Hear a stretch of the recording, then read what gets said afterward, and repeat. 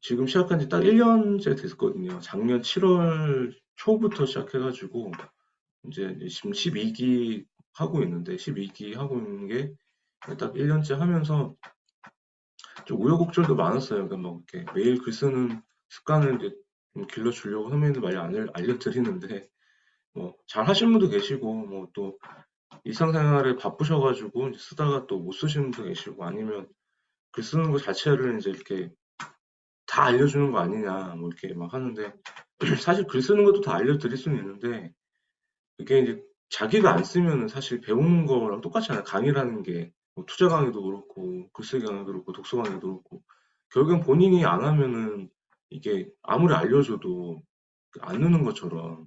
그래서 저는 일단은 뭐 강의든 뭐든 선생님들이 좀 하셔가지고 계속 직접적으로 쓰시는 게, 그러니까 이 프로젝트는 그냥 닥치고 보세요는 건 매일 선배님들이 그냥 조금씩 쓰는 게 잘 쓰고 못 쓰는 게 아니라 매일 조금씩 쓰는 그 즐거움을, 그러니까 글쓰기에 대한 습관을 가지는 게 가장 중요한 프로젝트라고 목적으로 생각을 하거든요. 그래서 이번 거는 내가 이 글쓰기를 통해서 너무 막 이렇게 잘 쓰고 못 쓰고가 아니라 그냥 자신만의 글을 쓰면서 치유하고 위로하고 또 아니면 나를 알아가고 이런 거에 좀 어, 초점을 주시면 좋을까 합니다. 그래서 오늘 강의를 좀 시작해 보고요.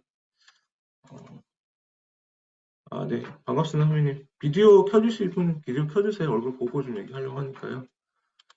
그래서 일단 뭐 제 소개를 다시 드리면 저도 이제 계속 매일 조금씩 뭐 블로그에 글을 쓰든 아니면은 어, 뭐 저기 다이어리나 이런 데 뭐 그냥 수기로 쓰든 뭐 회사에서 글을 쓰든 뭐 조금씩 계속 매일 썼고 본격적으로 쓴 거는 2015년도부터 글을 썼거든요. 그래서 6년째 쓰다 보니까 제가 지금 개인 저서로는 8권을 냈어요. 공적 포함해서 이제 11권을 냈는데, 올 9월 달에 지금 선배님 하고 계신 닥치고 글쓰기라는 내용으로 또 책이 나올 거고, 그래서 총 12권의 책을 냈고, 지금 블로그에 한 5,400개 정도 글이 올라가 있어요. 그래서 제가 그냥 어떻게 하루에 진짜 처음에는 5줄도 못 썼거든요, 저도. 근데 매일 쓰다 보니까, 뭐 저도 공부를 하고 수업 듣고 그런 걸 경험했던 거를 나누는 거니까 선생님들도 매일 좀 그렇게 하셨으면 좋겠고요. 그래서 저는, 기관 다니면서 지금 계속 글을 쓰고 있는 황상렬이라고 합니다. 그래서 처음 뵙게 됐는데 오늘 잘 부탁드리고 오늘 강의 잘, 편하게 들어주셨으면 좋겠습니다. 선배님도 한번 그 채팅창에 내가 왜 글을 쓰는지 한번 써보시겠어요? 내가 글을 쓰는 이유가 무엇일까? 어, 지금 우리 심장진 선배님만 그 본명으로 되어 있는데 밑에 유저라고 되어 있는 분 누구신지 잘 모르겠네요. 하여튼 그 선배님도 지금 채팅창에 내가 글을 왜 쓰는지 한번 써보시겠어요? 내가 글을 쓰는 이유가 뭘까? 채팅창에 그냥 편하게 그냥 생각나는 대로 한번 써보시면 좋겠어요. 내가 지금 글을 쓰는 이유가 뭘까?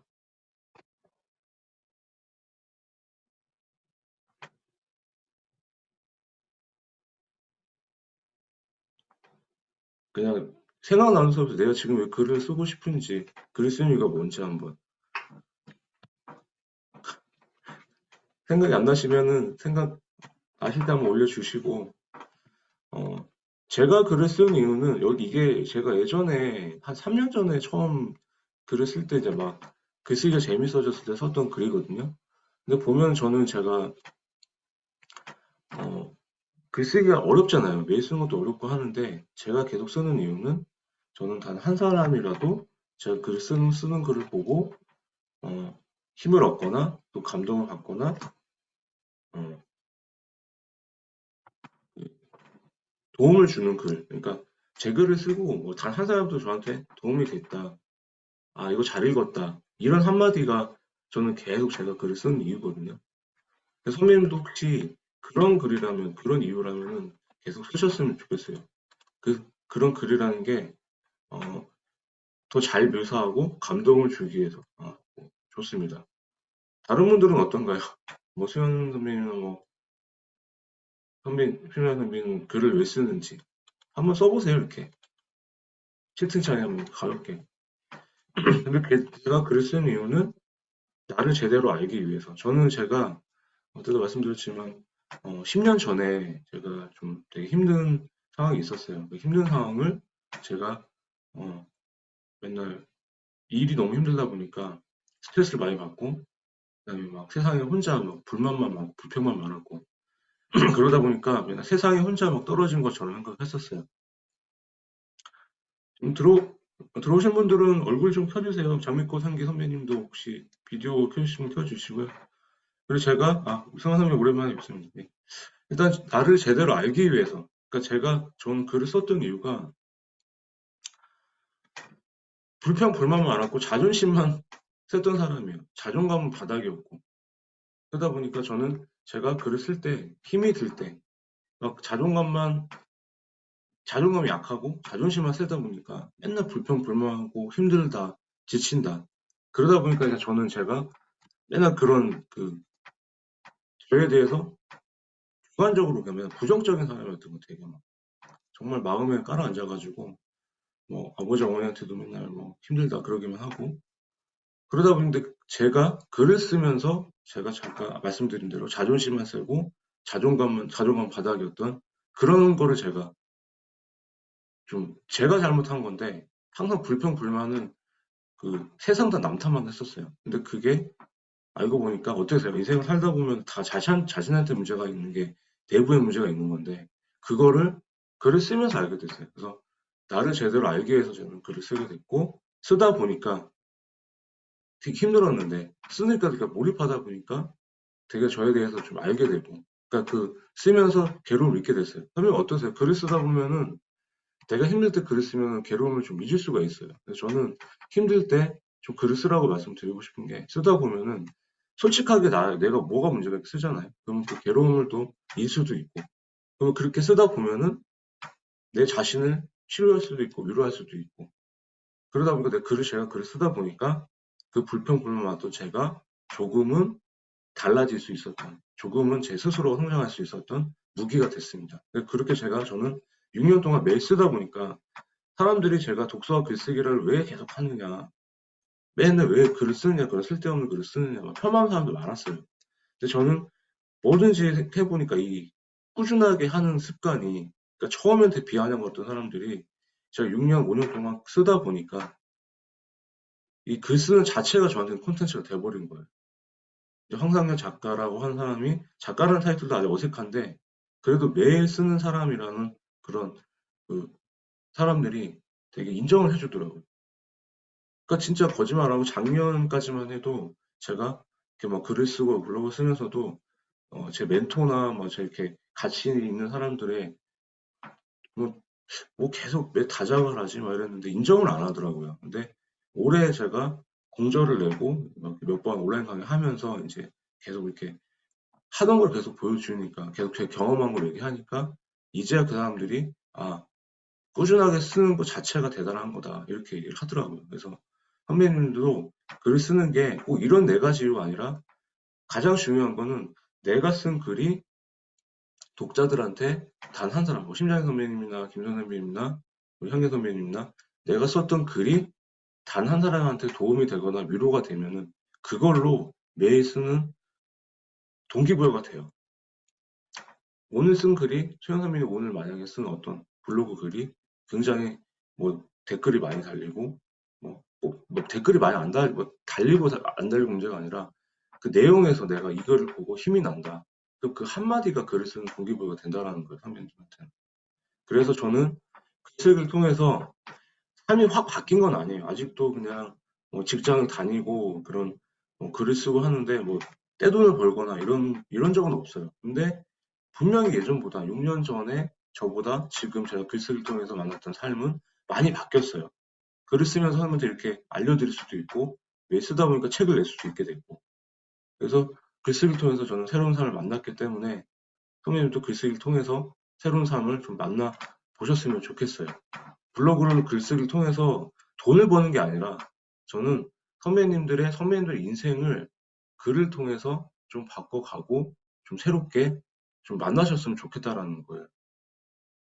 글을 쓰면서 막 돈을 벌고 이런 거는 책을 내고 이런 건 좋아요. 근데 가장 본질적인 거는 글을 쓰면서 남을 도와줄 수 있는, 그리고 나를 돌아볼 수 있고, 나를 위로할 수 있는 그런 글을 좀 써보는 게 어떨까.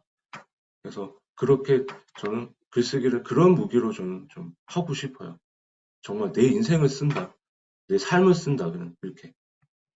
그래서 글쓰기의 정의라는 건 제가 한번 뭐 여러 가지 책을 읽고 또 뭐 여러 가지 뭐 저희 강원구 컴퓨터 작가님이나 뭐 인대 작가님이나 뭐 제 사부님들이니까 그런 사람들의 강의를 듣고 제가 글쓰기의 정의를 내려왔는데 한번 생각해 보세요. 지금 선배님도 글을 쓰실 때 자기가 가진 기억, 우리 심장희 선배님이 한 몇십 년 전에 어렸을 때 그 기억에 제가 드렸던 주제, 아니면 김선 선배님도 그렇고 자기 어릴 때의 기억, 젊었을 때의 기억에 그 기억이 생각이 나세요? 생각이 나세요, 안 나세요? 안 나시, 특정한 기억은 생각이 나실 거예요. 근데 어렴풋이 기억이 나요. 그 어렴풋이나 그 기억에 플러스로 지금 시점에 선배님들이 내 상상력을 더해서 살을 붙이는 게 글쓰기예요. 그러니까 지금은 어떻게 보면 에세이나 자기계발에 대한 일상에 대한 글쓰기를 말씀드리는 거예요. 근데 거꾸로 소설도 그래요. 소설도 웬만한 저자의 그 자기 자전적인 삶이 들어간다고 하더라고요. 왜냐면 스토리를 엮어야 되는데 스토리를 엮었을 때 가장 대입이 쉬운 게 본인의 삶이거든요. 그러니까 어떤 글이든지 내 기억에, 옛날 내 기억에, 아니면 엊그제 기억에, 바로 전날 기억에, 플러스로 그 주제에 맞는 그 상상력을 더해서 이루어진다. 저는 그렇게 생각이 듭니다. 그래서 글 쓰는 이유가 또 있어요. 글을 왜 계속 써야 되느냐면 옛날부터 지금은 선배님 지금 시점에는 굉장히 많은 그 매체들이 많죠. 그러니까 글을 안 써도 우리 지금 영상을 찍고 나서도 내가 가진 거를 갖고 지금 뭔가를 돌아볼 수 있고 뭔가 남길 수가 있잖아요. 근데 예전에는 어땠어요? 고대 시대는 어때요? 선생님 지금 뭐 영상 같은 거 지금 이렇게 해가지고 할 수 있을까요? 강의를 하더라도 그 옛날에도 오프라인에서 이렇게 사람 모아놓고 막 그렇게 했겠죠. 지금처럼 이렇게 온라인으로 할 수는 없겠죠. 예전에는 뭐 강의나 그런 게 아니라 말로 이렇게 하면은 말은 어때요? 말은 이렇게 하면은 공중으로 사라져요. 근데 기록은 어때요? 글은 계속 쓰면 남아요. 그렇기 때문에 옛날 선인들도 그렇고 위인들이 글을 쓰는 이유가 뭐냐? 일단 글을 쓰면 남기 때문에 기억은 사라지지만 기록은 영원히 남기 때문에 자기의 생각을 글로 쓴 거예요. 그리고 두 번째는 사람들이 아까도 제가 처음에 말씀드렸지만 본인도 글을 쓰면서 일기를 쓰면서 나하고 뭐 아리스토텔레스나 플라톤이나 뭐 마키아벨리 이런 사람들이 매일 자기 꿈을 기록하고 일기를 쓰면서 영혼의 대화를 했다는 거예요. 그러니까 글 자체가 나와 나 자신의 내 마음에 있는 내 영혼, 또 다른 영혼, 둘이서 영혼의 대화하는 그런 매개체로 글쓰기를 쓴 거라고 생각을 하거든요. 그래서 두 가지 이유라고 보시면 돼요. 결국에는 선배님도 매일 자기의 기록을 남기잖아요.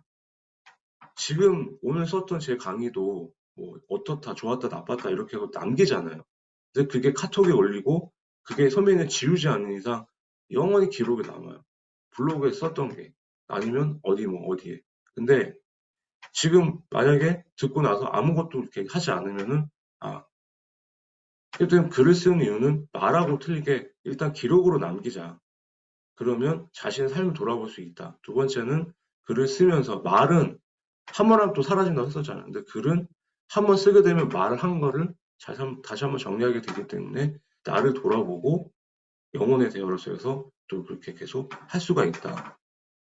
그래서 저는 글이란 게 선현들도 자기 글을 계속 써가지고 우리가 지금 그 사람들의 생각을 볼 수 있는 거잖아요.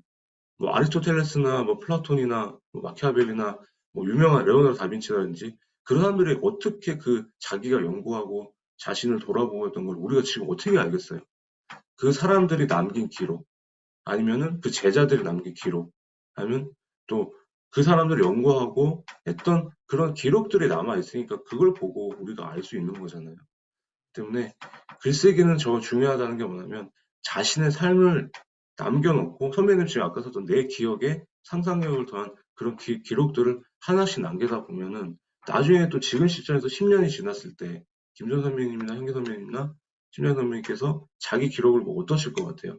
2021년 6월 18일 날 내가 뭘 했을까? 그때 내가 어떤 생각을 갖고 있었을까? 그게 남는다라는 거예요. 그래서 저는 글을 쓰셔도 좋겠다는 말씀을 좀 드리고 싶은 거고요. 좀 스키적인 면에서 왜 글을 써야 하는지 몇 개만 좀 나눠볼게요. 글쓰기가 왜 중요할까요? 그래서 그 브라운 대학이라는 곳에서 이런 얘기를 했다고 해요. 글쓰기는 선배님들 지금 회사에 이제 은퇴를 하신 분도 계실 거고, 회사를 다니신 분도 계실 거고, 지금 집에서 뭔가를 하실 분도 계실 거예요. 강의를 하실 분도 계실 거고. 가장 기본적인 기반이라는 거예요. 직장에서 다니면 저 같은 경우 회사에서 보고서를 쓰고 그 보고서를 갖고 보고를 하죠. 그럼 그 보고서 밑바탕이 되는 게 뭐예요? 글쓰기예요. 선배님들 집에서 블로그나 뭐 제휴 마케팅 하실 때 블로그에 글 올리면은 뭘 올려야 돼요? 일단 정보 전달하려면 글을 써야 되잖아요. 블로그 글 쓸 때도 지금 쓰는 게 가장 기본적인 글쓰기잖아요. 근데 가장 기본적인 스킬이 글쓰기다. 그리고 글을 쓰다 보면은 내가 누구인지를 알 수 있다. 왜? 황당이라는 사람, 심장이라는 사람, 김선 선배님, 이승환 선배님, 모든 다른 사람들의 본인만의 스타일의 글을 쓴다는 거예요. 그러면 그 글을 보면은 내가 누구인지 알 수 있다라는 겁니다. 그래서 글을 쓰다 보면 선배님들이 누구인지를 표현할 수 있다라는 게 그런 표현인 거고요.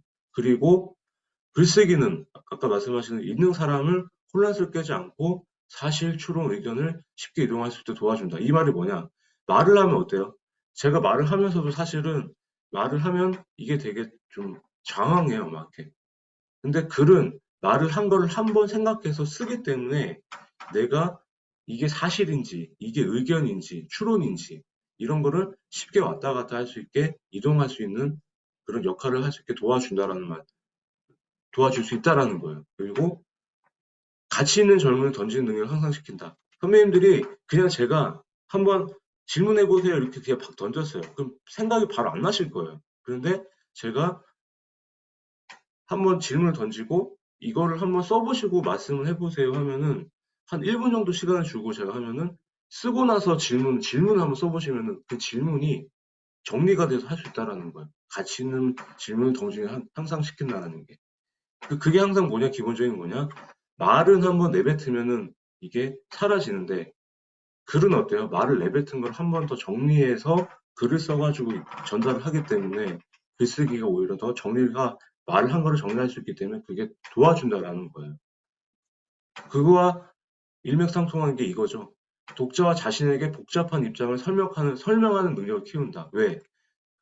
만약 심장희 선배님이 막 저한테 뭐 이렇게 어떤 막뭐 토론을 하는데 막 얘기를 해요. 근데 정리가 안 된 상태에서 그냥 말만 막 하면 장황하게 되죠. 근데 이 복잡한 입장을 설명할 때 한번 쓰고 나서 글로 쓰고 나서 한번 얘기를 하게 되면은 그 복잡한 입장을 설명하는데 도움이 된다라는 겁니다. 그래서 저는 글이라는 게 항상 뭐 또 똑같은 얘기인데 항상 글쓰기가 중요하다는 건 그거예요. 정리를 할 수 있다. 내가 말을 한 거를 한 번 더 정리를 할 수가 있다라는. 책을 읽고 나서도 리뷰를 쓸 때 읽고 나서 이렇게 기억이 안 나잖아요. 그거를 한번 기록을 하면서 정리를 할 수 있기 때문에 정리가 되면 어때요? 깔끔하죠. 정리가 되면 어때요? 심플하죠. 정리되고 심플한 거를 그냥 그거를 갖고 얘기를 하면 어때요? 한 번에 다 이게 이해를 시킬 수가 있겠죠. 그러니까 저는 제가 요새 일부러 글을 써가지고 보고를 하는 이유가 상사한테도 그렇고 뭐 선배님들에게 얘기를 하는 것도 그렇고 글을 쓰다 보면은 일단 생각을 하게 되고 정리가 돼요. 그렇기 때문에 또 남고 그래서 항상 이 글쓰기라는 거는 어, 말한 거 그거를 정리를 해서 한 번 더 이렇게 짚어질 수 있다. 그것만 기억을 하시면 될 것 같아요. 그러니까 뭔가를 전달하고 싶은데 막 장황하게 막 이게 아니라 선배님도 블로그에 막 글을 쓰는 이유가 막 장황하게 쓰셔도 돼요. 근데 뭔가를 쓰는 이유는 내가 갖고 있는 정보나 지식과 경험을 한 번 더 정리해가지고 가공해서 할 수가 있다는 그게 가장 강력한 도구가 글쓰기다. 그거를 하는 게 이 브라운 도학에서 말하는 내용이에요. 그래서 한 번 더 정리를 하면은 글을 쓰는 이유는 나를 돌아보고 치유할 수 있다. 선배님도 지금 쓰면서 어떠세요? 나를 좀 돌아보고 아 내가 옛날에 이랬구나 한번 이랬었구나 한번 그렇게 느껴질 수도 있으실 거예요. 제가 그 던졌던 질문들에 대해서. 그리고 저 같은 경우는 그렇게 쓰다 보니까 자존심만 썼던 제가 글을 쓰다 보니까 이렇게 선배님들이 제 글을 보고 도움이 돼요. 아주 뭐 힘이 납니다. 이런 얘기를 하다 보니까 자신감이 생기더라고요. 그 자신감이 쌓이다 보니까 자존감이 좀 올라가더라고요. 그리고 그게 모여서 책을 내게 되니까 진짜 작가가 되더라고요. 그래서 저는 제가 항상 말씀드리지만 매일 쓰는 사람이 작가지 책 한 권 내고 나서 막 책 한 권 내고 나서 안 쓰고 막 그냥 코스프레하는 사람도 되게 많거든요. 저는 되게 진짜 그런 거 싫어요. 책을 냈다고 작가가 아니라 지금 매일 쓰는 사람, 매일 쓴 선배님들이 진짜 작가라고 생각을 하세요. 근데 진짜 작가는 더 쓰다 보면 모아서 대한민국 1% 작가가 될 수 있다라는, 책을 내는 저자가 될 수 있다라는 그렇게 그런 경험을 할 수 있다고 말씀드리고 싶고, 네 번째로 계속 뭘 하다 보면은 자신만의 콘텐츠를 만들 수가 있어요. 저는 글 쓰는 행위 자체가 콘텐츠가 됐거든요. 그러니까 선배님들도 만약에 매일 쓰시잖아요. 이승환 선배님도 그렇고 우리 형님 선배님도 그렇고 저처럼 그냥 글쓰기 자체가 콘텐츠가 되는 거예요. 그러니까 글쓰기에 플러스로 뭐 저는 닥치고 글쓰기를 붙였지만 뭐 이성환 선배님처럼 뭐 직장인을 위한 힐링 글쓰기, 뭐 김전 선배님처럼 뭐 우리 뭐 엄마들을 위한 뭐 그런 거를 만약에 갖고 그런 콘텐츠도 만들 수 있다라는 겁니다. 근데 어떠세요? 이렇게 제가 계속 글 써야 된다고 외쳤는데 한번 채팅창에 한번 써보세요. 글쓰기가 지금도 어렵다, 쉽다. 글쓰기가 어렵다 1번, 쉽다 2번 한번 눌러보시겠어요? 채팅창에. 그래도 글쓰기가 어렵다 1번, 쉽다 2번. 1번, 1번. 네. 좋습니다. 네, 뭐, 서만 선배는 워낙 잘 쓰고 계셔서요. 네. 그러면 어떻게 하라는 얘기냐. 오늘 제가 글 쓰기 어렵다 그러면 쓰지 말까요? 어떻게 할까요? 접을까요? 오늘로써 이렇게 닥치고 쓰기 쪽 내고 쓰지 말까요? 그래도 글을 쓰자라는 거 모였기 때문에 방법은 없어요. 그냥 일단 쓰자. 닥치고 일단 쓰자라는 거예요. 일단 닥치고 쓰자. 쓰기는 이런 진화 과정을 거친다고 생각을 해요. 일단 쓰고 싶어요. 선배님 어때요? 이제 막 글을 막 쓰고 싶어요. 김현 선배님 지금 아까 쓰고 싶은데 이제 제가 쓸 수 있다라고 막 이렇게 동기부여를 하면 쓸 수 있을 것 같아요. 근데 일단 써요. 쓰자고 했으니까. 여기까지는 가요. 아까 그죠? 근데 여기서 썼다가 한 줄 쓰다 막혀서 또 지워요. 아, 내가 무슨 글이냐. 그럼 다시 돌아가요. 에이, 쓰지 말자. 계속 이렇게 가다가 어떻게든 쓰고 나서 완성을 시켜요. 이걸 쓰고 나서 오늘 이제 강의를 들으면서 요령과 기술을 조금씩 이제 배우겠죠. 그러면 이것까지 배워가지고 자신만의 또 스타일로 적용을 해요. 그럼 계속 이게 반복이 되면 책을 낼 수 있는, 계속 쓰니까 작가가 되고 책을 내는 저자가 된다. 그래서 저는 만약에 이게 좀 힘들다 그러면은 같이 쓰는 방법도 있다. 우리처럼 해서. 글쓰기 진화 과정은 이렇다라고 한번 말씀을 드린 거고. 근데 잠깐 또 하나 질문 던질게요. 지금 선배님들 지금 쓴 글을 다른 분들에게 보여주기가 부끄러운 거예요? 아닌가요? 내가 봐서 이성환 선배는 아니실 것 같고 부끄럽다 1번, 아니다 2번 한번 눌러보시겠어요? 지금 내가 쓴 글이 남한테 보여주는 게 부끄럽다 1번, 아니다 2번. 한번 쳐보시겠어요? 2번. 좋습니다. 2번. 중간. 네, 다 좋네요. 중간. 네. 일단 글을 쓰는 게 선배님들이 또 어려운 이유가 이거예요. 남한테 보여주는 게 이게 부끄러워서, 그러니까 잘하고 계신 거예요. 부끄러워서, 아, 글을 쓰지 말자. 글을 쓰다 말자. 이거를 내가 보여주면 어떡하지? 우리 부모님이 보면 어떡하지? 우리 와이프나 뭐 우리 배우자가 보면 어떡하지? 자식들이 보면 어떨까? 가까운 지인들이 보면 어떨까? 그런 거에 대한 편견이 생기니까 내가 쓴 글에 대해서 그렇다는 거예요. 그러면 어떻게 해야 될까요? 그만 써야 할까요? 아니죠. 글을 쓰기에 앞서서 저는 항상 말씀드리는 게 매일 쓰는 작가, 매일 쓰는 저자, 그러니까 책을 내는 저자나 작가라는 사람들은 작가가 되고 싶다면 일단 다른 사람들 생각과 말에서 행동부터 자유스러워져요. 그러니까 뻔뻔해져야 된다는 거죠. 이 글이 쓰레기예요. 이 책이 아니에요. 이런 거에 대해서 편견을 해서 좀 자유스러워진다는 거예요. 저 같은 경우는 어떠신지 아세요? 제가 낸 책 중에 미친 실패력이나 어떤 다른 책들 보면은 리뷰를 쓴 거 보면은 이것도 책이냐라는 거 그렇게 그 리뷰를 쓰는 분도 계세요. 근데 제가 그런 분들 일일이 찾아가서 그럼 보지 마세요. 왜 사셨어요? 이렇게 다 따질 수는 없잖아요. 그래도 무풀보다는 악플이 낫다고 제 책을 사주고 나서 보고 나서 평가를 해준 사람한테 그 사람한테 가가지고 내가 따질 수는 없잖아요. 선배님들 만약에 소영 선배님이 어떤 글을 썼어요. 근데 그 글을 봤는데 뭐 애들이 보거나 친구가 봤는데 야, 그 댓글에 야, 이런 것도 오픈해야 되는 거야? 야, 이런 거 오픈해봐야 뭐 어쩌라고. 또 옛날에 제가 책을 쓴다고 했을 때 친구들이 막 진짜 문자로 비아냥댔어요. 네가 무슨 글이냐고 막. 되게 움츠러들죠. 근데 이런 말을 다 무시해야 된다는 거예요. 그럼 우리는 일단 뻔뻔하게 우리만의 글을 쓰자라는 거예요. 글을 쓰기에 앞서서 가져야 될 거는 다른 사람의 생각과 말, 행동도 좀 자유로워져야 된다. 자유롭게 해야 이게 내가 쓸 수 있는 계속 힘이 생긴다라는 거예요.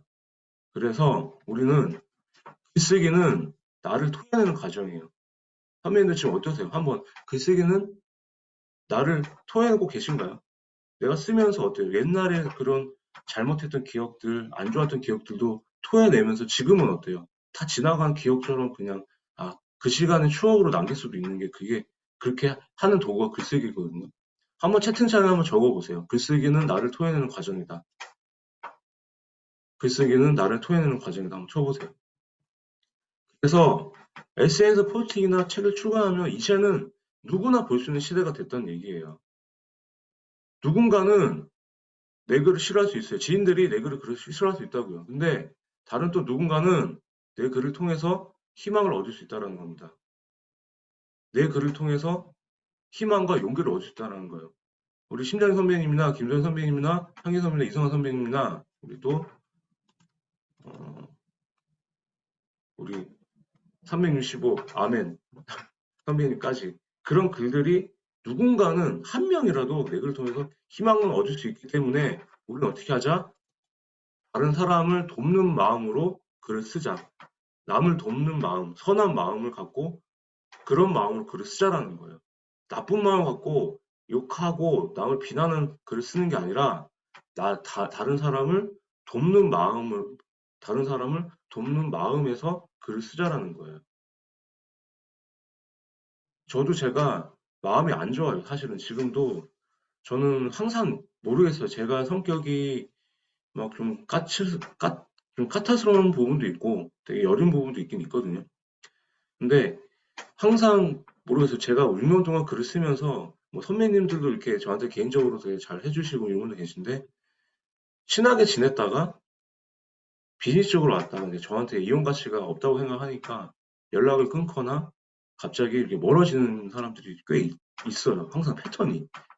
그러니까 저는 그런 사람들 위해서 많이 도와주려고 제 걸 다 퍼주기도 하고 도와주기도 하거든요. 근데 그거에 대해서 그냥 자기들이 봤을 때는 별로 아니다 싶은 생각이 들면은 그냥 입 싹 닫고 그냥 가더라고요. 그러니까 그런 거에 너무 또 상처를 받으니까 이제 더 이상 나는 하지 말아야겠다. 근데 아까도 말씀드렸지만 그런 사람들은 되게 소수인 거죠.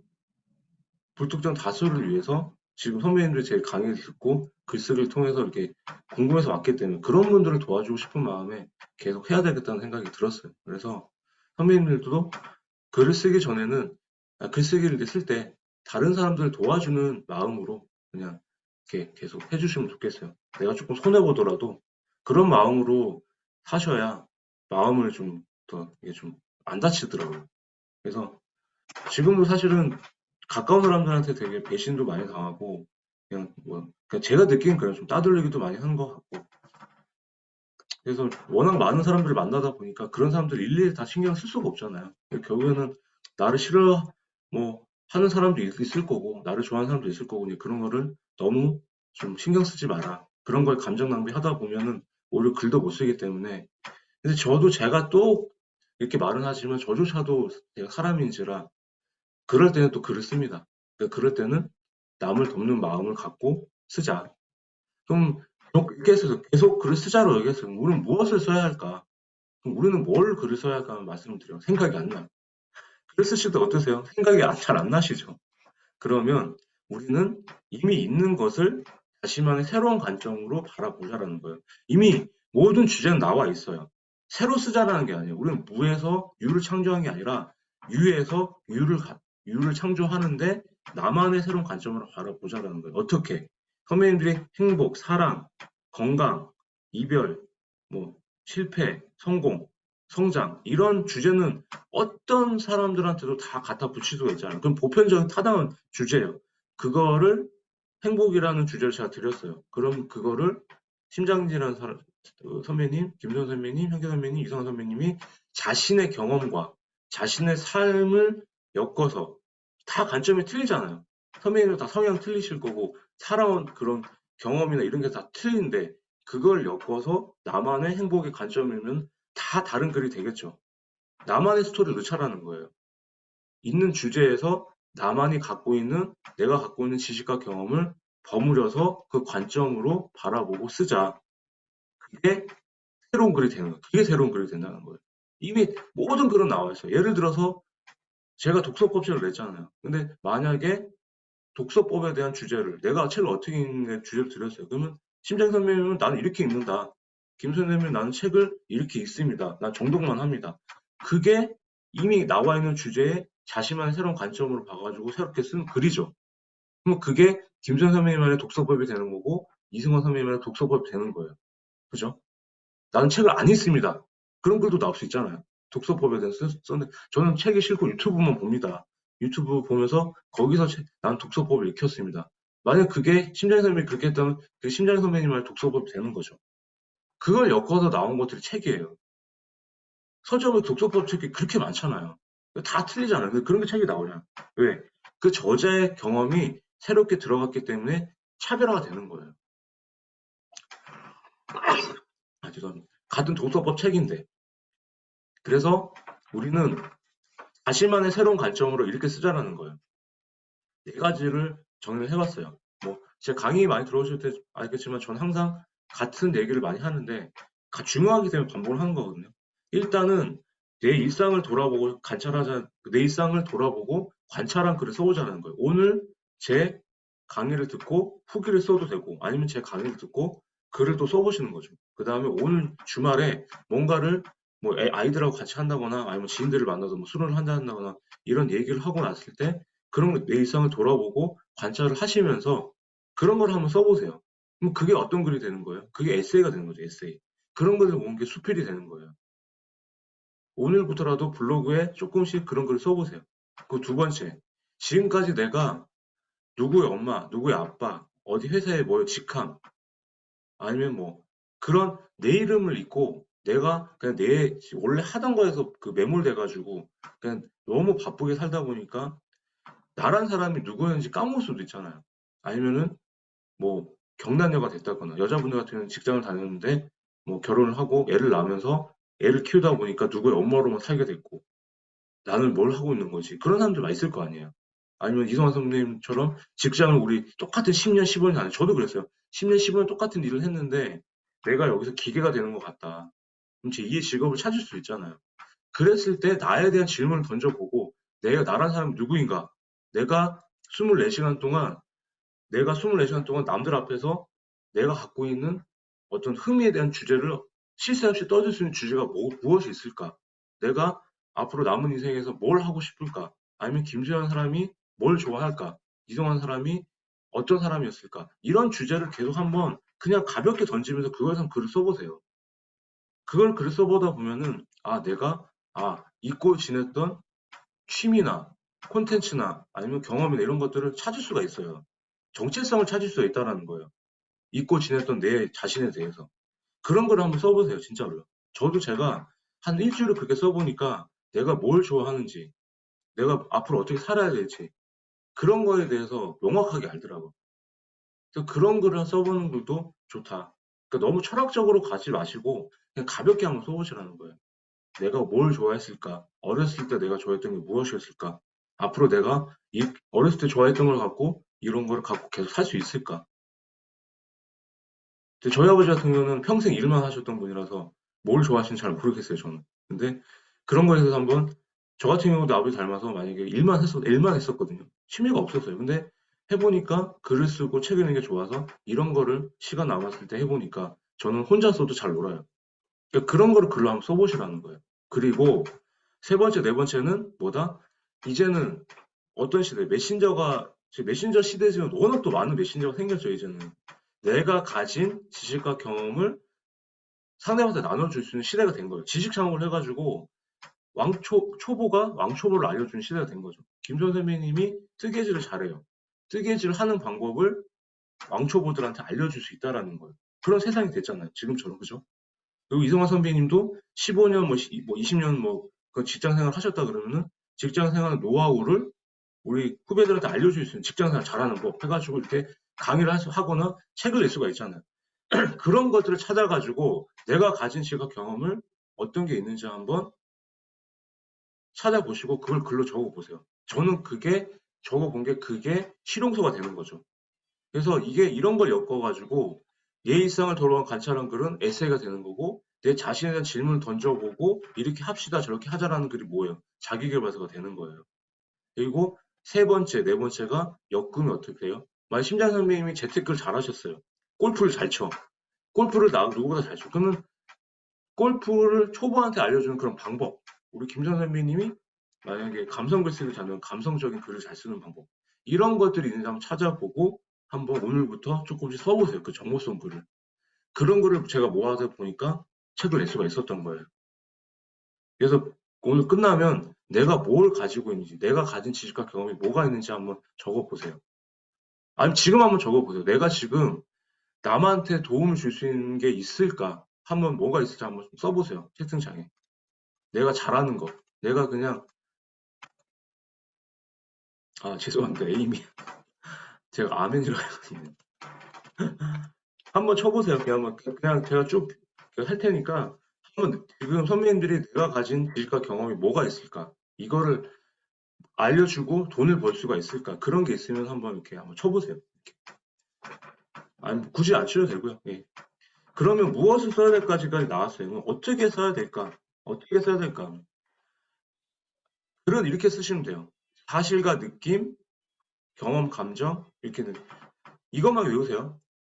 저는 글을 쓸 때 서론, 본론, 결론, 구성이 있죠. 구성 방식에 대한 건 다음 주에 같이 배울 거예요.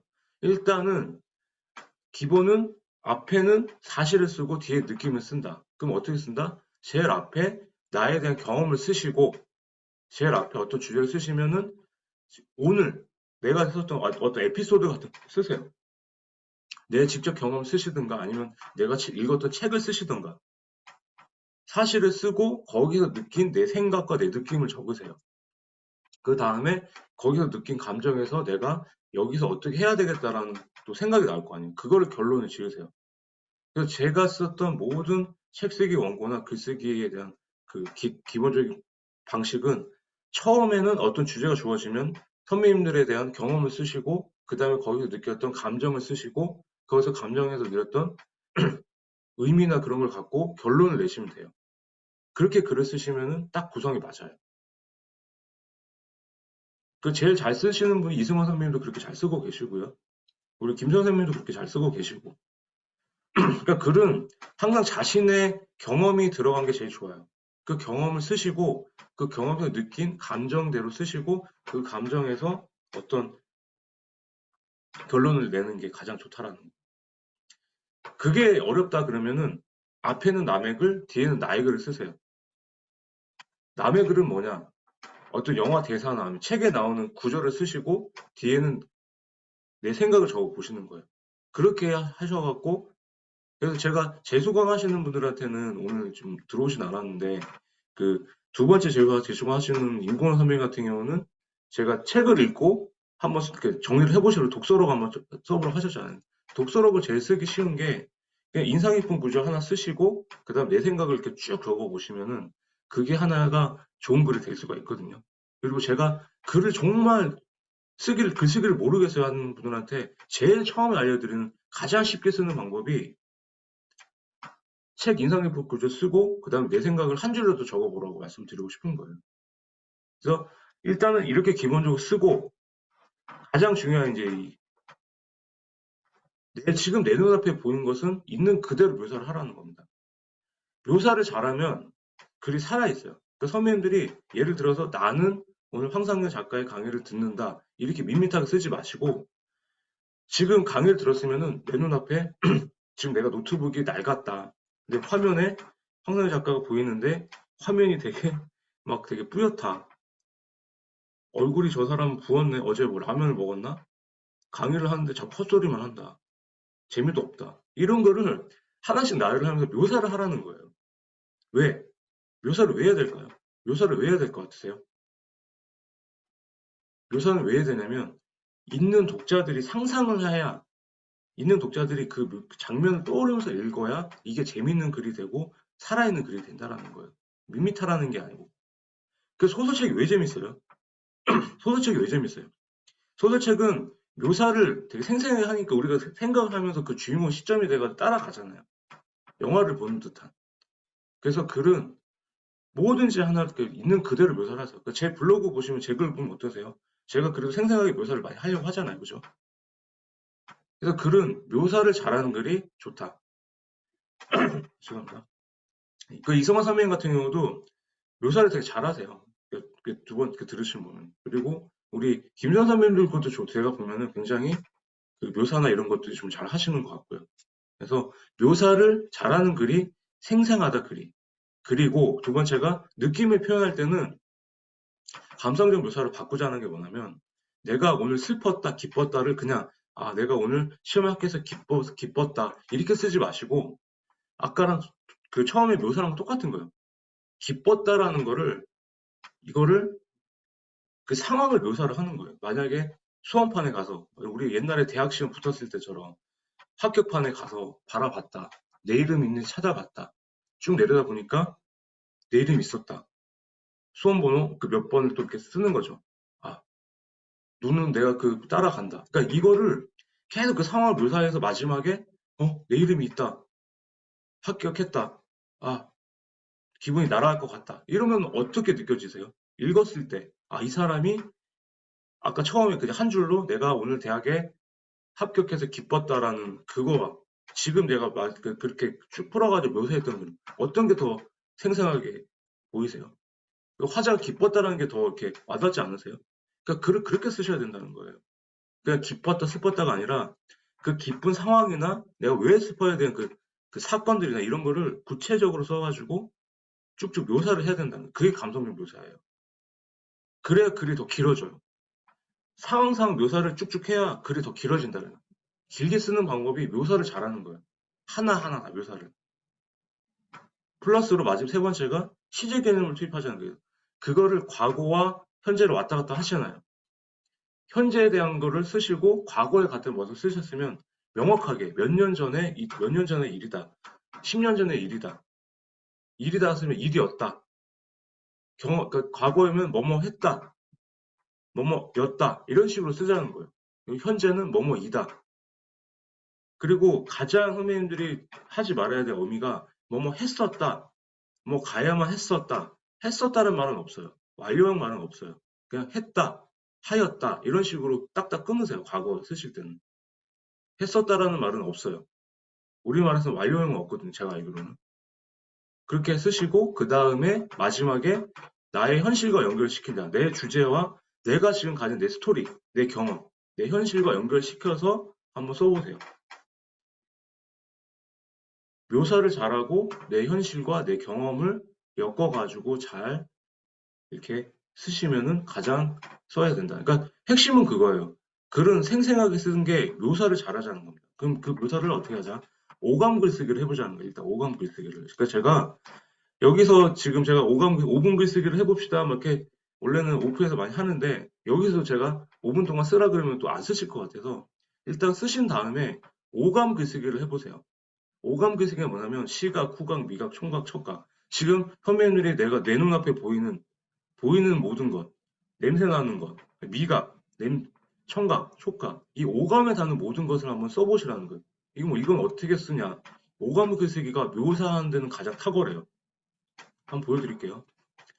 한번 들으셨던 분들은 아실 건데 바람이란 글이에요. 바람이란. 제가 썼던 글인데 어떻게 보면 좀 약간 오그라들 수도 있어요. 퇴근길 지하철에서 내려 집까지 걸어간다. 약 15분 정도 시간이 소요된다. 제가 사는 집까지 한 15분 걸려요. 근데 딱 보니까 이제 겨울로 들어오는 초입이다 보니 바람도 차갑다. 차갑다라는 건 뭐예요? 오감 중에 뭘까요? 시각, 촉각, 뭐 중에 뭐예요? 와닿죠. 피부에 딱 맞으면 촉각이에요, 촉각. 촉각이죠, 그죠? 차갑다라는 게 묘사를 한 거예요. 오늘은 비까지 와서 더 추운 느낌이다. 느낌이라는 게 뭐예요? 촉각이죠. 그러니까 결국엔 선배님의 느낌이다, 뭐 했다라는 게 내가 와닿기 때문에 이런 걸 쓰시는 거죠. 묘사를 한 거예요, 제가. 그래도 시원한 바람을 맞으면서 걷다 보니 기분이 상쾌하다. 상쾌하면 어때요? 상쾌하면 어때요? 뭐 맛을 느낄 수도 있고 냄새를 느낄 수도 있잖아요. 그런 거에 대한 거를 조금 더 구체적으로 써보면은 바람이 얼굴에 맞닿았을 때 촉각이죠. 멈춰서 눈을 감고 느껴본다. 계속 촉각적인 느낌을 쓰는 거예요. 귀 속으로 휘라는 게 뭐예요? 소리가 들리니까 이거는 청각이죠. 청각적인 글을 쓴 거예요. 바람 소리가 더 또렷하게 들린다. 이렇게 해서 촉각이든 뭐 커피 향을 뭐 커피 맛을 느꼈는데 너무 뭐 진해서 좋다. 이런 글을 한번 오늘 끝나고 나서 어디 나가시든 아니면 어디 놀러 가시더라도 보이는 장면을 갖고 오감을 갖고 글을 한번 써보세요. 이렇게. 그렇게 보이는 거, 내가 들리는 거, 냄새를 맡는 거, 맛을 보는 거, 그거를 생생하게 다 한번 묘사를 해보세요. 그러면 그 오감 글쓰기 자체가 묘사를 하는 굉장히 탁월한 연습이 되니까 이 오감 글쓰기는 꼭 해보세요. 아시겠죠? 이게 감성 글쓰기의 제일 첫 번째, 어떤 책이든지 오감 글쓰기는 다 나오거든요. 그 오감으로 썼던 글을 이렇게 묘사를 해보면은 묘사하는데 가장 탁월하다. 그렇게 말씀을 좀 드리고 싶어요. 그럼 문장은 어떻게 쓰냐? 그 글은 쓰는데 계속 뭐 오감 써라 하는데 그럼 문장 단어는 어떻게 쓰냐? 문장은 똑같아요. 이거 두 가지만 기억하세요. 문장은 주어, 목적어, 서술어. 아시죠? 나는 황선영 작가의 강의를 듣는다. 나는 황선영 작가의 얼굴을 보고 있다. 이게 이제 나는 목적어, 서술어 이게 되는 거죠. 근데 선배님 쓰시면 어때요? 글이 계속 길어지죠. 문장이 쓰다 보면. 문장이 길어지면은 가독성이 떨어져요. 있는 사람들이 이해가 잘 안 된다라는 거죠. 그래서 일단은 초고 쓸 때는 길게 쓰세요.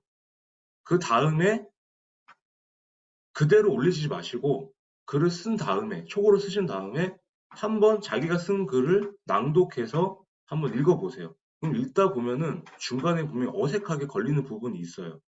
그런 부분들은 다 잘라가지고 문장을 다 짧게 쓰세요. 그러니까 예를 들어서 내가 뭐뭐 했고 뭐뭐 했으면 뭐뭐 했다는 거를 다 뭐뭐 했다 뭐뭐 했다 뭐뭐 했다로 고치라는 거예요. 문장은 최대한 짧게 내용을 쉽게 써야 있는 독자들이 읽기가 쉬워진다는 거예요. 그래서 문장은 항상 짧게 쓰는 연습을 해라. 제가 지금 계속 바빠가지고 피드백을 못하고 있는데 주말에 계속 피드백을 해드릴 거거든요. 그럼 문장을 제가 선배님 보면 쓰시는 글들이 이렇게 길어요. 제가 그럼 그런 것들은 항상 짧게 쓰는 연습을 하세요. 그러니까 승환 선배님도 보면은 글을 되게 지금 많이 좋아하시거든요. 그러니까 물론 글이 계속 짧게 쓸 수는 없어요. 근데 짧은 거 3개 쓰시고 그 다음에 어쩔 수 없이 길어지는 문장은 괜찮아요. 설명을 해야 되니까. 근데 적어도 이렇게 짧게 쓰면은 딱 책 보면 되게 재밌어요. 그러니까 제 글이 요새는 사람들이 읽기가 편하다는 게 뭐냐면 제가 굉장히 짧게 쓰는 연습을 하거든요. 딱딱딱. 그러니까 나는 홍상 작가의 강의를 들었다. 재밌다. 별로다. 얼굴 보는 게 역겹다. 그러니까 이런 식으로 분량이 짧으면 어때요? 딱딱딱 끊어지니까 이게 이해가 빠르다는 겁니다. 이해가. 그래서 문장은 뭐다? 짧게 쓰자. 단문으로 쓰자. 이것만 기억을 하세요. 그 단문의 구성이 뭐다? 주어, 목적어, 서술어. 그러니까 최대한 읽을 때 주어, 목적어, 서술어만 남기고 나머지는 다 빼자. 그 부사나 형용사도 만약에 뺄 수 있으면 빼자는 거예요. 조금 있다. 너무 했다. 내가 오늘 너무 재밌었다. 이거 너무 짜도 빼도 얘기가 되잖아. 오늘 재밌었다. 부사가 많아도 문장이 되게 지저분해지기 때문에 최소화시키자는 거예요. 형용사나 부사도. 빼는 게 중요하다, 글은. 더하지 말고 줄이고 짧게 하면서 빼자. 그래서 좀 이제 내용이 좀 많긴 한데 계속 가볼게요.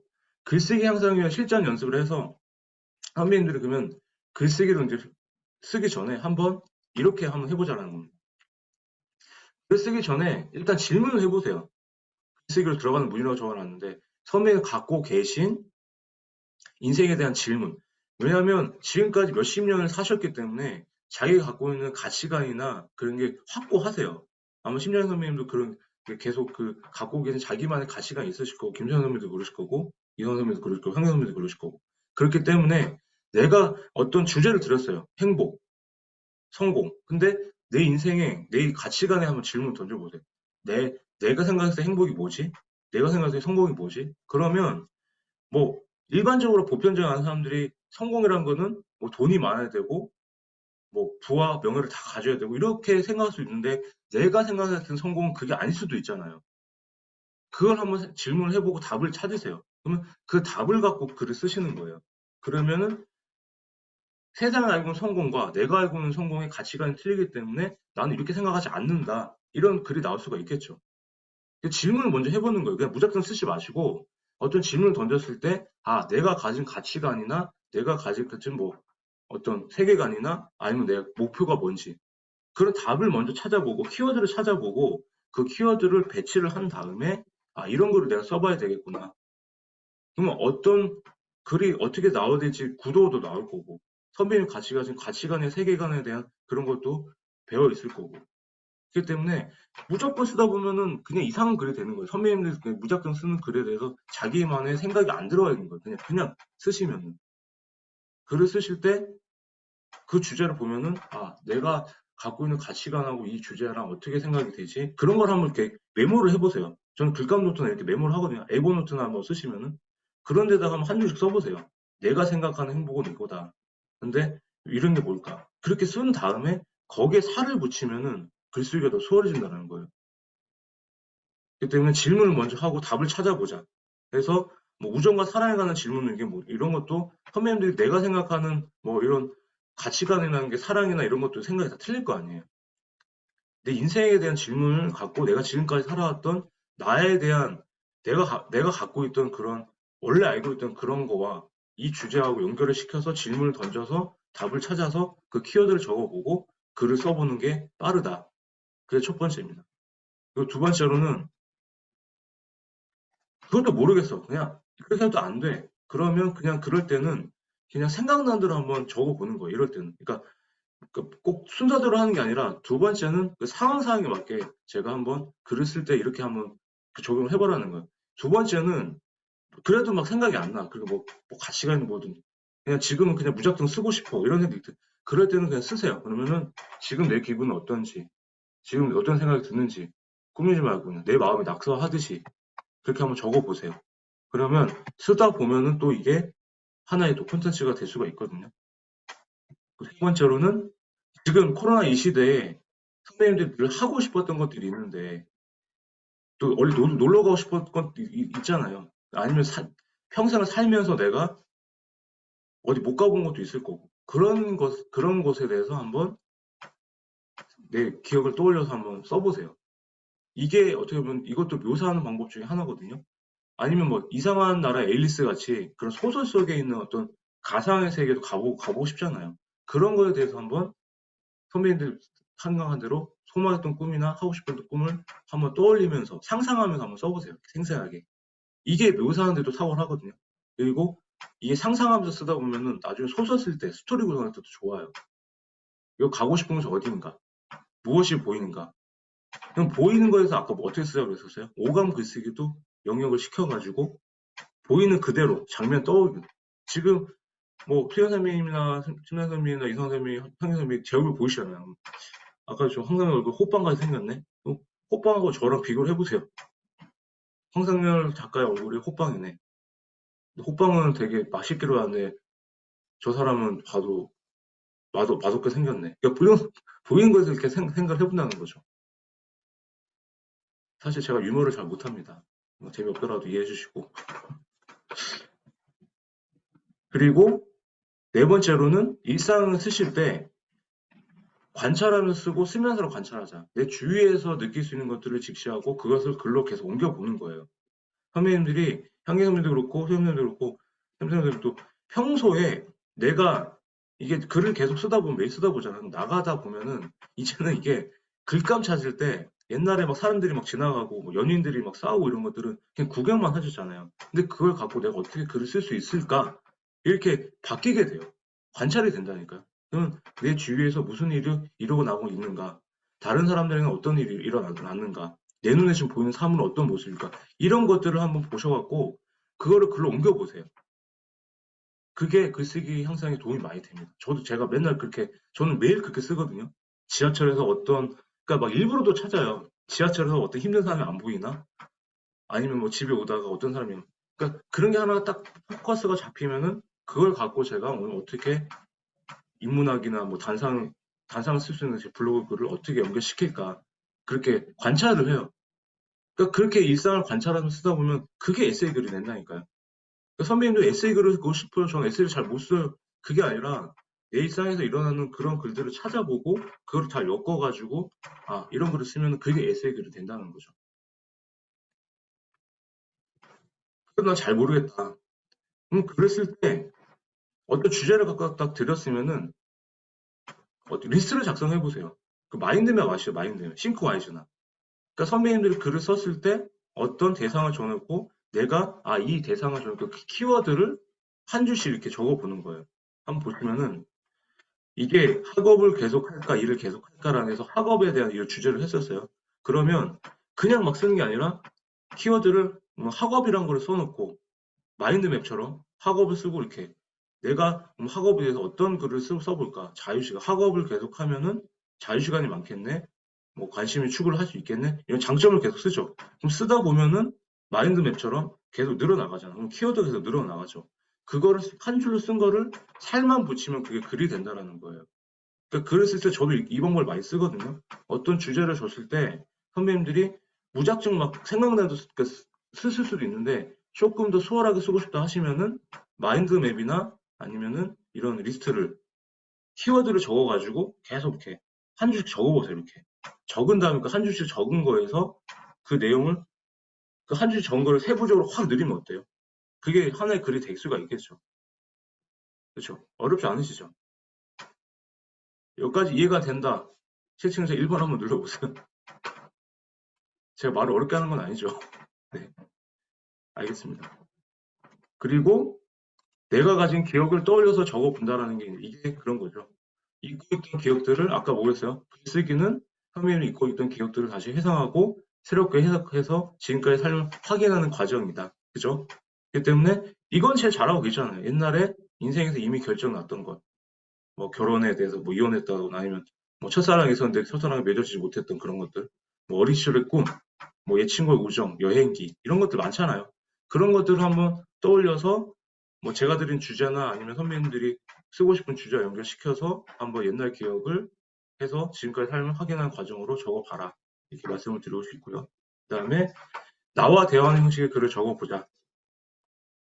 이거는 이제 한번 선배님들이 그 아까 영혼의 대화 아까 처음에 제가 말씀드렸었잖아요. 그러니까 심장진이라는 선배님, 김성현 선배님이 또 다른 또 다른 황상열이라는 사람을 앉혀놓고 내 생각을 주고받듯이 한번 적어보시는 거예요. 생에 보내지 못할 대생에 편지를 보내는 것처럼. 그래서 그런 대화를 해서 한번 내 생각을 주고받고 적어보셔라. 그래서 이 나와 대화 형식 글을 적는데 이 편지글 형식이 어떻게 보면 감성적인 글에 쓰기 또 하나인데 아니면 자기가 평소에 못했던 사람들한테 편지글을 한번 써보시는 것도 이 도움이 많이 됩니다, 진짜로. 그러니까 편지글을 쓰는 게 감성을 키우는 데는 최고예요. 고마움을 표현할 수도 있고 사랑을 표현할 수 있고 이런 거기 때문에. 그리고 가장 중요한 이제 여덟 번째는 하나의 단어로 한번 10개 글을 한번 써보세요. 오늘 토요일이다. 비다. 그러면 비라는 걸 갖고 비 내리는 날씨 뭐 그러니까 하나에 대한 주제를 확장시켜 보는데 비가 오면은 장점, 단점을 한번 써보세요. 비가 온다. 비가 오면 좋은 게 뭐가 있거나 비가 왔을 때 단점이 뭘까? 그러면 장점도 나열할 수가 있고 단점도 나열할 수 있잖아요. 그럼 장점 나열한 걸 갖고 뭐 10개를 썼어요. 장점이 5개가 있어요. 그럼 그 중에 한 개를 골라서 글을 쓸 수가 있을까 없을까요? 쓸 수가 있죠. 다시 한번 가볼게요. 처음에는 자녀분들이 있어요. 자녀라는 거를 쓰는데 글쓰기가 뭐였어요? 내 기억과 상상을 더해서 자녀에 대한 공부 성적, 건강, 이성 문제, 소중한 추억, 부모 자식이란 이런 5가지로 나눠가지고 확장시켰잖아요. 이거 하나하나 다 글이 되죠. 김 선생님이 갖고 있는 자녀가 있는데 내 자식이 공부를 너무 안 해. 얘는 꼴등밖에 안 해. 아, 답답해. 그럼 이렇게 글 쓸 수 있는 거고. 그리고 우리 심장 선배님이 자식이 있는데 우리 딸이 남자친구를 데리고 왔어. 사이가 있는데 말을 안 들어. 이런 이성분해에서 글을 쓸 수가 있는 거죠. 그리고 마지막에 우리 자녀와의 소중한 추억, 어렸을 때 그런 추억들이 있을 거고, 그 다음에 부모와 자식과의 관계, 뗄래야 뗄 수 없지만 굉장히 애증의 관계다. 이렇게 또 철학적으로 글을 쓸 수도 있는 거잖아요. 그래서 오늘 끝나시면 하나의 단어를 갖고 확장을 시켜서 다른 글을 써봐라. 이런 것도 글쓰기 향상에 도움이 된다는 겁니다. 그리고 한 주제를 떠서 5분 글쓰기 하죠. 제가 5분 글쓰기를 하는 방이 있어요. 그래서 나중에 초대를 드리면 그쪽에 와서 매일 5분 글쓰기를 하시면 됩니다. 이게 이 5분 글쓰기가 뭐냐면 이거는 그냥 아까 앞에 걸 다 무시하고 제가 주제를 딱 드리잖아요. 그러면 진짜 타이머를 딱 정해놓고 그냥 문작적 5분 쓰면 되거든요. 이건 5분 동안 이거는 이 5분 글쓰기를 왜 하는 이유면 5분 글쓰기 계속 하잖아요. 그러면 이거는 진짜 안 떠올라도 그냥 먼저 손이 가요. 내가 어떤 줄 이게 그래서 그거는 한번 5분 글쓰기도 해보면은 이게 생각의 확장이 좀 그러니까 5분 동안 집중해서 쓰다 보니까 생각 확장이 된다라는. 이제는 앞에는 향상시키는 스킬을 알려드리는 건데 글을 쓰기 가장 쉬운 방법 6가지만 알려드리고 오늘 마무리하도록 하겠습니다. 제가 아까 말씀드렸죠. 책에 인상 깊은 구절을 쓰고 내 생각을 쓰는 게 가장 쉽다는 거. 남의 글, 앞에는 나의 글. 앞에는 나의 글, 뒤에는 앞에는 남의 글, 뒤에는 나의 글. 그래서 선배님들 글을 진짜 나는 못 쓴다. 제가 처음 썼던 법이 이거였었어요. 책을 읽고 나서 오늘은 내 생각을 한 줄만 썼어요. 요새 에세이가 참 좋아졌다까지만 썼어요. 다음날 한 줄 더 써봤어요. 그리고 그 다음날 3줄을 썼어요. 그 다음날 4줄을 썼어요. 그 다음날 5줄을 썼어요. 한 2주 동안 쓰다 보니까 15줄까지 쓸 수 있더라고요. 한 달에 한 장을 채울 수 있더라고요. 남의 글을 쓰고 내 생각을 적어보세요. 그냥 편하게. 그렇게 되면은 계속 그 내 생각이 늘어나기 때문에 정리가 돼요. 진짜로요. 책에 인상 깊은 글을 쓰고 자기 생각을 써보세요. 두 번째로, 글은 계속 쓰지만 그래도 문장의 구성 방식이 있어야 될 거 아니에요. 제가 말씀드린 구성 방식, 이거 이대로 기본적으로 쓰시고 여기서 비틀어 쓰시면은 최고의 전 구성 방식 생각해요. 이 구성 방식이 책 쓰기 원고 쓸 때로 똑같이 들어가거든요. 장수만 늘어날 뿐이지. 그래서 처음에 어떻게 쓴다? 처음에는 경험을 쓰세요. 어떤 주제든. 내가 경험을 쓰든가 아니면 책에서 읽었던 경험을 쓰세요. 구체적으로 어떻게 쓰자? 사실을 적고 묘사를 해서 하세요. 그 다음에 그 경험에서 겪은 내 감정이 어떤지 기록을 하세요. 그 다음에 직접적인 그 감정이 어떤지 슬펐다 기뻤다가 아니라 비유적인 표현과 사람들의 대화를 통해서 그 독자의 감정이 느꼈는지 어떻게 서술을 해라. 세 번째가 뭐다?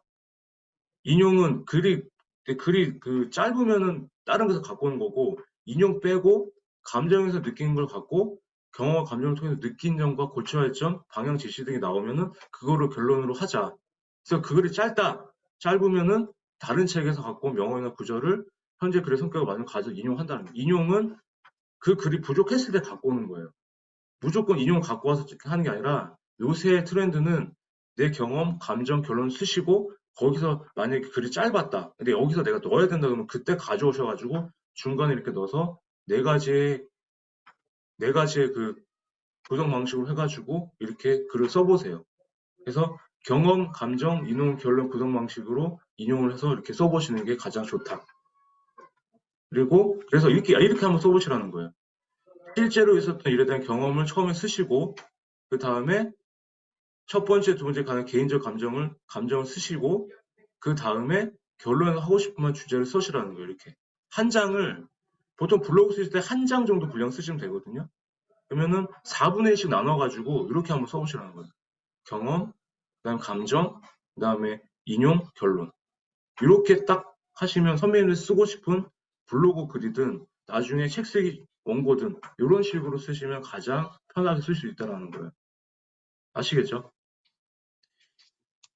이 강의 자료는 끝나면 다 올려드릴 거예요. 올려드릴 거고 영상도 제가 다 유튜브에 다 올릴 거니까 과정 끝날 때까지 계속 보실 수 있게 하실 거니까 그냥 편하게 하셔서 이해가 안 되시면 또 보시면 돼요. 그리고 세 번째는 과거 이러한 역사적 사건을 이용한다는 말이 뭐냐면 옛날에 선배님들이 처음 시작하실 때 어떤 글을 쓰실지 모른다면 옛날에 2002년도에 월드컵 추억들 아니면 2001년도에 일어났던 뉴욕 트레이드 그 뉴욕 센터의 그 테러 이런 큰 구축권 그 사건들 있잖아요. 2차 세계 대전 뭐 지금 뭐 트럼프가 뭐 대통령이 됐던 그런 역사적 사건들을 갖고 와서 거기에 내 경험을 넣어가지고 글을 쓰셔도 쓰기가 쉽다라는 거. 예를 들어서 이 뉴욕 이 트레이드 센터 같은 테러 일어났을 때 어떠세요? 여기 멀쩡하게 일하고 있는데 갑자기 비행기가 들이받았잖아요. 근데 여기 들이받는 빌딩이 무너져요. 근데 여기서 탈출을 해야 되잖아요. 근데 탈출을 하다가 어떻게 돼요?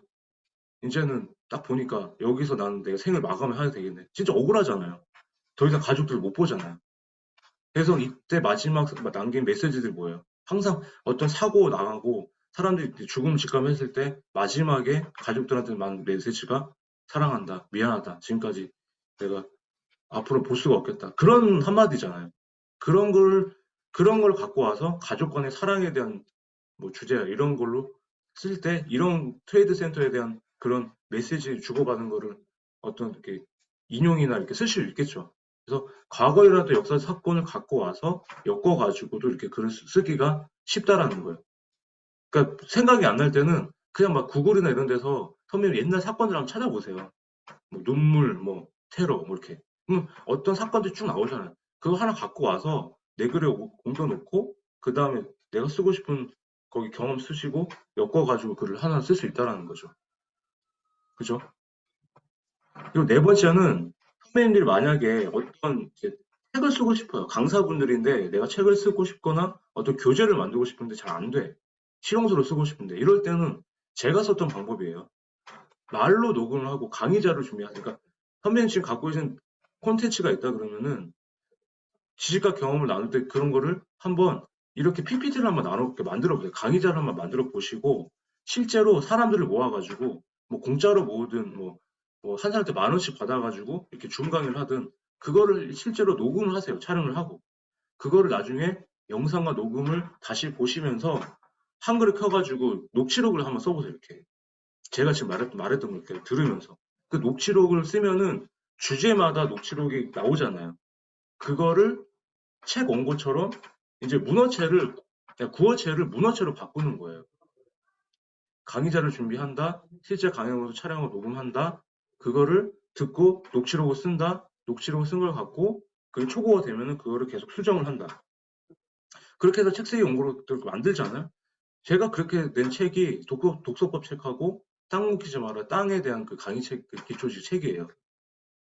그래서 선배님들도 혹시 강의를 하고 책을 내고 싶다 하시면은 일단 강의를 먼저 하세요. 이렇게 세미나를 이 자료를 만들고 촬영을 하시고 내가 어떻게 말을 했는지 나중에 이어폰 끼고 들으면서 다시 이렇게 정리를 하세요.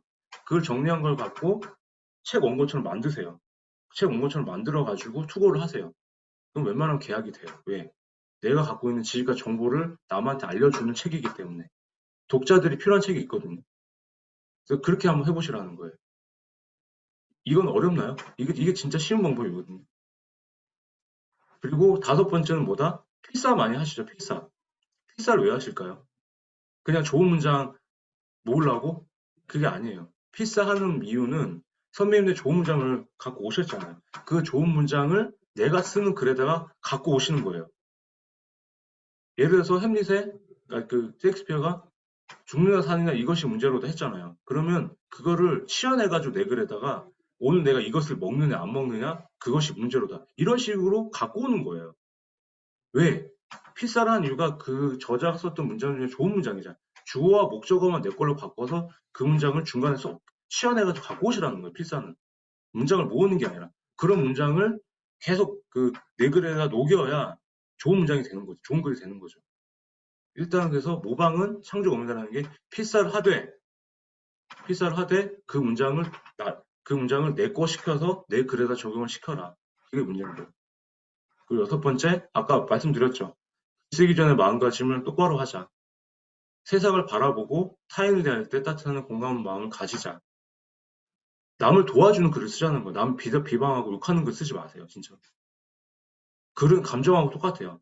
내 감정이 안 좋을 때 글을 쓰잖아요. 선생님 어떠세요? 내 감정이 안 좋고 막 속상할 때 글을 쓰면은 그 글이 진짜 속상해요. 그죠?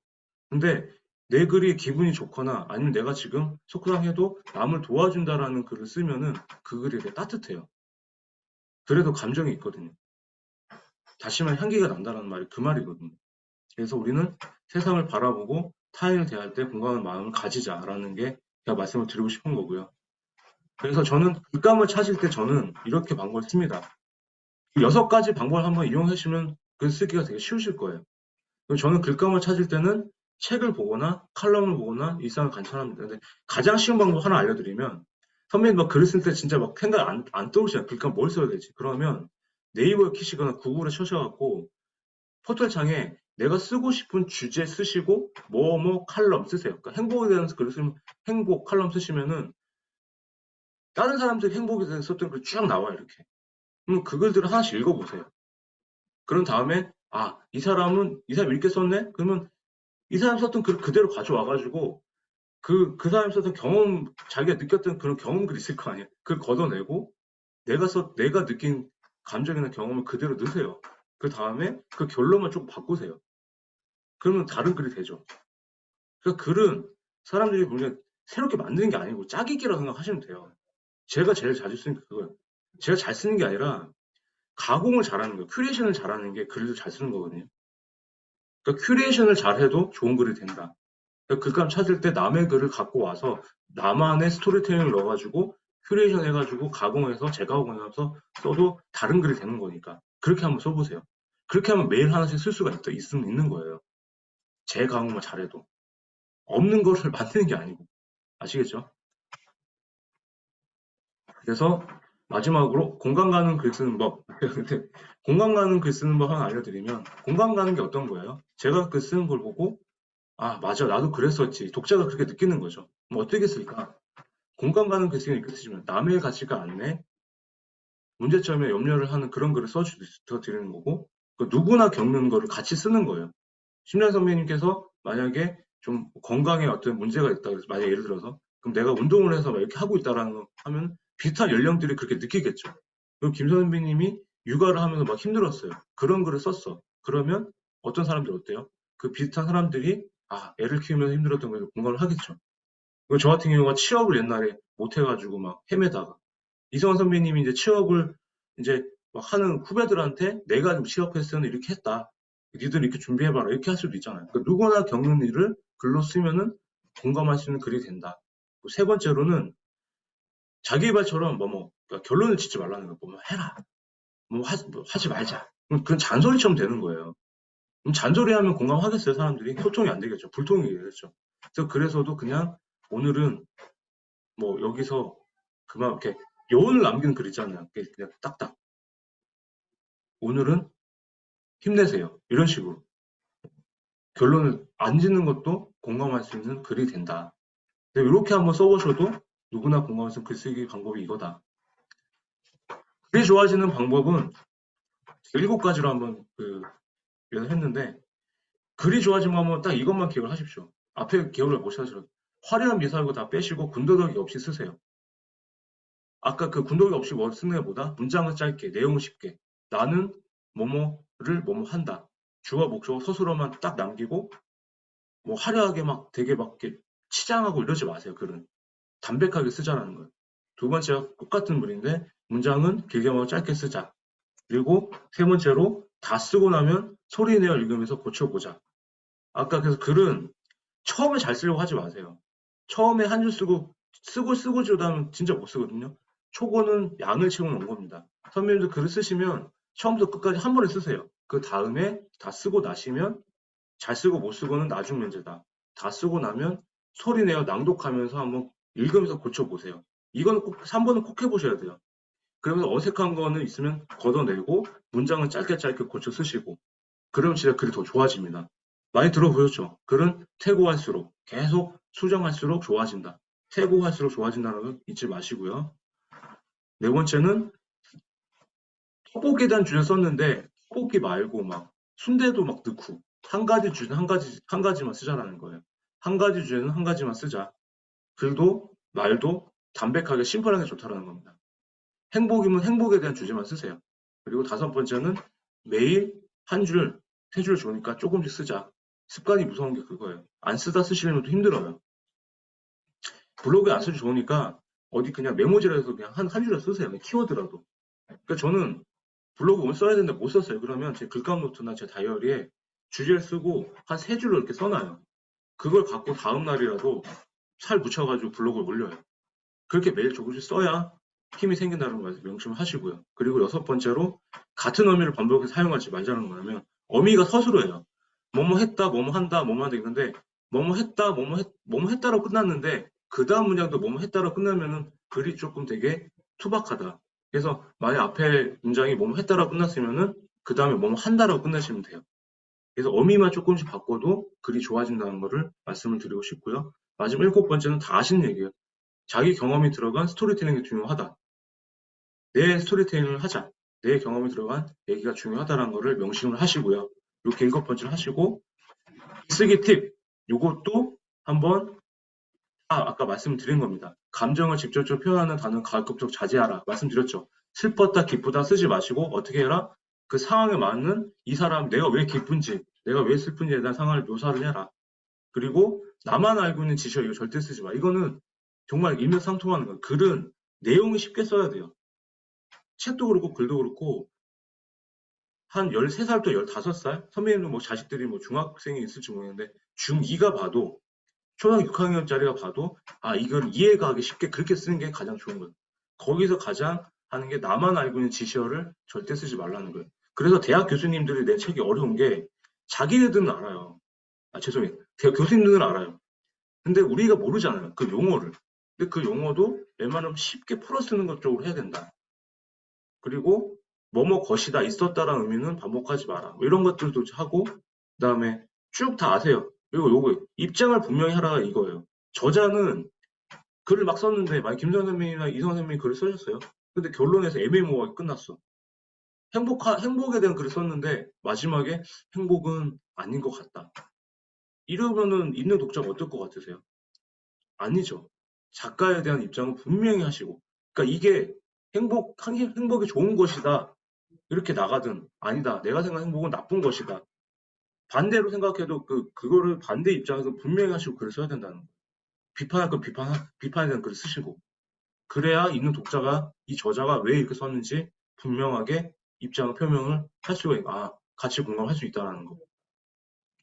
이거 접속으로 가만 생각하면 접속은 뭐예요? 그러나 그런데 그러니까 그러나 그런데 이런 것도 빼도 말이 될 수가 있거든요. 그러니까 이런 거를 많이 안 쓰셔도 과감하게 생각을 하시는 것도 좋다. 이렇게 말씀을 좀 드리고 싶어요. 그래서 선배님 어떠세요? 한번 열을 넘게 글을 쓰시면서 글쓰기는 잊고 살았던 내 삶을 발견하고 해석하는 작업으로 생각합니다.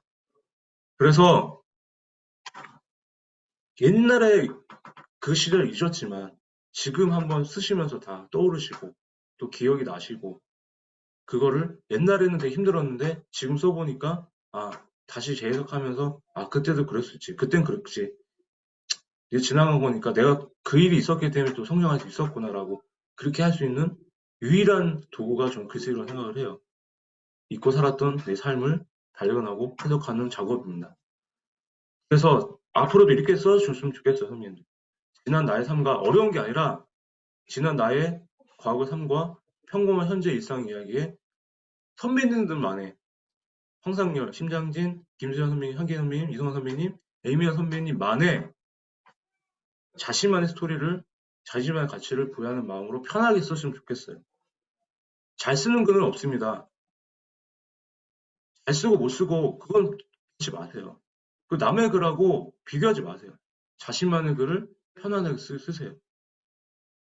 가장 저는 사람들이 얘기하는 게 왜 자꾸 남의 글하고 비교해가지고 내 글은 초라해요. 이런 글 이렇게 생각하실지 모르겠어요. 다 자신만의 향기가 나고 다 자신만의 글이 스타일이 있으세요. 자신만의 글을 편하게 쓰십시오. 초라한 글은 없습니다. 초라하게 느끼기 때문에 초라한 거예요. 자신의 글이 최고의 글이라고 생각을 하시고 진정성 있게만 쓰십시오. 매일 뻔뻔하게. 제가 준비한 건 여기까지입니다. 잘 들어주셔서 감사하고요. 한번 어떻게 좀 쓰셨는지 해서 입니다. 한번 선배님들 지금 잘 쓰고 계시고, 오늘은 제가 한 분 한 분 다 이렇게 말씀을 드리려고 했는데, 한번 조금 더 제가 쓰신 그 스타일을 좀 보고 나서 제가 개톡을 드리든 아니면 다음 주 수업 때 한번 더 얘기를 하고, 오늘은 뭐 어떻게 지금 쓰고 계신지, 뭐 쓰시면서 어땠는지 한번 소감 한번 나눠보고, 마무리하도록 하겠습니다.